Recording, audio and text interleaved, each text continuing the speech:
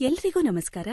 ಇವತ್ತು ನಾನು ಪರಮಪೂಜ್ಯ ಶ್ರೀ ಸಿದ್ದೇಶ್ವರ ಸ್ವಾಮೀಜಿಯವರ ದೃಷ್ಟಿಯಂತೆ ಸೃಷ್ಟಿ ಎಂಬ ಪುಸ್ತಕದಿಂದ ಸದ್ಭಾವ ಸಿರಿ ಎಂಬ ಒಂದು ಕಥೆಯನ್ನು ಹೇಳಲಿದ್ದೇನೆ.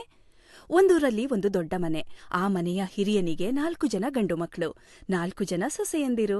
ಅದು ಅವಿಭಕ್ತ ಕುಟುಂಬ. ಎಲ್ಲರೂ ಕೂಡಿ ದುಡಿದು ಸಾಕಷ್ಟು ಸಿರಿ ಸಂಪತ್ತು ಗಳಿಸಿದ್ರು. ಯಾವುದಕ್ಕೂ ಏನೂ ಕೊರತೆ ಇರಲಿಲ್ಲ. ಅವರ ಮನೆಯ ಒಂದು ಕೋಣೆಯಲ್ಲಿ ಲಕ್ಷ್ಮೀದೇವಿಯ ಮೂರ್ತಿಯನ್ನು ಪ್ರತಿಷ್ಠಾಪನೆ ಮಾಡಿದ್ರು. ಮನೆಯವರೆಲ್ಲರೂ ಆ ಲಕ್ಷ್ಮೀದೇವಿಯ ಮೂರ್ತಿಗೆ ತುಂಬಾ ಭಕ್ತಿಯಿಂದ ಪೂಜೆ ಮಾಡ್ತಿದ್ರು. ಒಂದಿನ ರಾತ್ರಿ ಲಕ್ಷ್ಮೀದೇವಿಯು ಮನೆಯ ಯಜಮಾನನ ಕನಸಿನಲ್ಲಿ ಬಂದು ಕೇಳ್ತಾರೆ, ನೋಡು, ನಾನು ನಿಮ್ಮ ಮನೆಯಲ್ಲಿ ತುಂಬಾ ವರ್ಷಗಳಿಂದ ಇದ್ದೇನೆ. ನಾನೀಗ ಜಗತ್ತನ್ನೆಲ್ಲ ಸಂಚರಿಸಿ ಭಕ್ತರನ್ನು ಉದ್ಧರಿಸಬೇಕು. ನೀವು ಬಹಳ ವರ್ಷಗಳಿಂದ ನನ್ನ ಸೇವೆಯನ್ನು ಮಾಡಿದ್ದೀರಿ. ಆದ್ದರಿಂದ ನಿಮಗೊಂದು ವರವನ್ನು ಕೊಟ್ಟು ನಾನು ಇಲ್ಲಿಂದ ಹೋಗುತ್ತೇನೆ.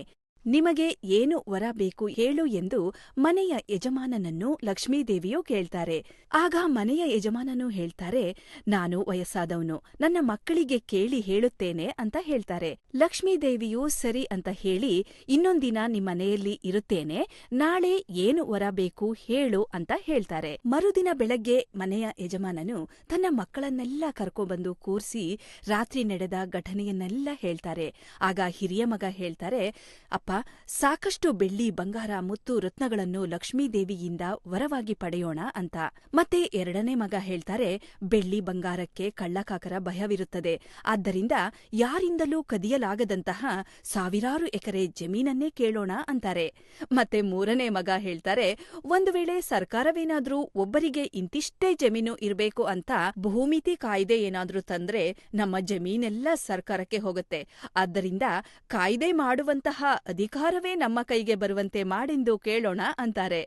ಆಗ ನಾಲ್ಕನೇ ಮಗ ಹೇಳ್ತಾರೆ, ನನಗೆ ಇದರಲ್ಲಿ ಅಷ್ಟೊಂದು ಅನುಭವ ಇಲ್ಲ, ನನ್ನ ಸತಿಯು ತುಂಬಾ ಜಾಣಳಿದ್ದಾಳೆ, ಅವಳಿಗೆ ಕೇಳೋಣ ಅಂತಾರೆ. ಸರಿ ಅಂತ ಕಿರಿಯ ಸೊಸೆಯನ್ನು ಕರೆದು ಕೇಳಿದಾಗ ಅವರು ಹೇಳ್ತಾರೆ, ನೋಡಿ, ನಾನು ಚಿಕ್ಕವಳು, ಆದ್ರೂ ತಮ್ಮೆಲ್ಲರಲ್ಲಿ ಕ್ಷಮೆ ಕೇಳಿ ಹೇಳುತ್ತೇನೆ ಕೇಳಿ. ಈ ಲಕ್ಷ್ಮೀದೇವಿಯ ಕೃಪೆಯಿಂದ ನಮ್ಮ ಮನೆಯಲ್ಲಿ ಸಂಪತ್ತಿಗೆ ಏನೂ ಕೊರತೆಯಿಲ್ಲ.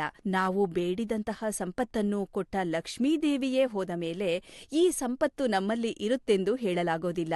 ಆದ್ದರಿಂದ ನಾವೆಲ್ಲರೂ ಈಗ ಈ ಮನೆಯಲ್ಲಿ ನಗುನಗುತ್ತಾ ಪ್ರೀತಿ ವಿಶ್ವಾಸದಿಂದ ಇದ್ದೇವೆ. ಮುಂದೆಯೂ ಇದೇ ರೀತಿ ಪ್ರೀತಿ ವಿಶ್ವಾಸ ನಮ್ಮೆಲ್ಲರಲ್ಲಿ ಸದಾ ಇರಲೆಂದು ಲಕ್ಷ್ಮೀದೇವಿಯ ಬಳಿ ಕೇಳೋಣ ಅಂತ ಕಿರಿಯ ಸೊಸೆ ಹೇಳ್ತಾರೆ. ಕಿರಿಯ ಸೊಸೆಯ ಮಾತು ಎಲ್ಲರಿಗೂ ಒಪ್ಪಿಗೆ ಆಯಿತು. ಆ ದಿನ ರಾತ್ರಿ ಲಕ್ಷ್ಮೀದೇವಿಯು ತನ್ನ ಕೋಣೆಯಿಂದ ಹೊರಗೆ ಬಂದು ಯಜಮಾನನಿಗೆ ಯಾವ ವರ ಬೇಕು ಅಂತ ಕೇಳ್ತಾರೆ. ಆಗ ಮನೆಯ ಯಜಮಾನರು ಹೇಳ್ತಾರೆ, ತಾಯಿ, ನಿನ್ನ ಆಶೀರ್ವಾದದಿಂದ ಈಗ ನಮಗೆ ಯಾವುದೇ ಕೊರತೆಯಿಲ್ಲ. ನನ್ನ ಎಲ್ಲಾ ಮಕ್ಕಳು, ಸೊಸೆಯಂದಿರು ಮತ್ತು ನಾವೆಲ್ಲರೂ ಪ್ರೀತಿ ವಿಶ್ವಾಸದಿಂದ ನಗುನಗುತ್ತಾ ಆನಂದದಿಂದ ಇದ್ದೇವೆ.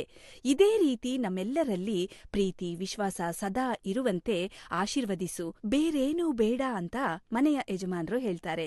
ಲಕ್ಷ್ಮೀದೇವಿಯು ಸರಿ ಆಗಲಿ ಅಂತ ಆಶೀರ್ವದಿಸಿ ಮತ್ತೆ ತಿರುಗಿ ತನ್ನ ಕೋಣೆಯೊಳಗೆ ಹೋಗಿ ಕೂತ್ಕೊಳ್ತಾರೆ.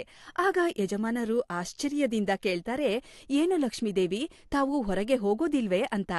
ಆಗ ಲಕ್ಷ್ಮೀದೇವಿ ಹೇಳ್ತಾರೆ, ಎಲ್ಲಿ ಪ್ರೀತಿ ವಿಶ್ವಾಸ ಇರುತ್ತದೆಯೋ ಅಲ್ಲೇ ನಾನಿರುತ್ತೇನೆ.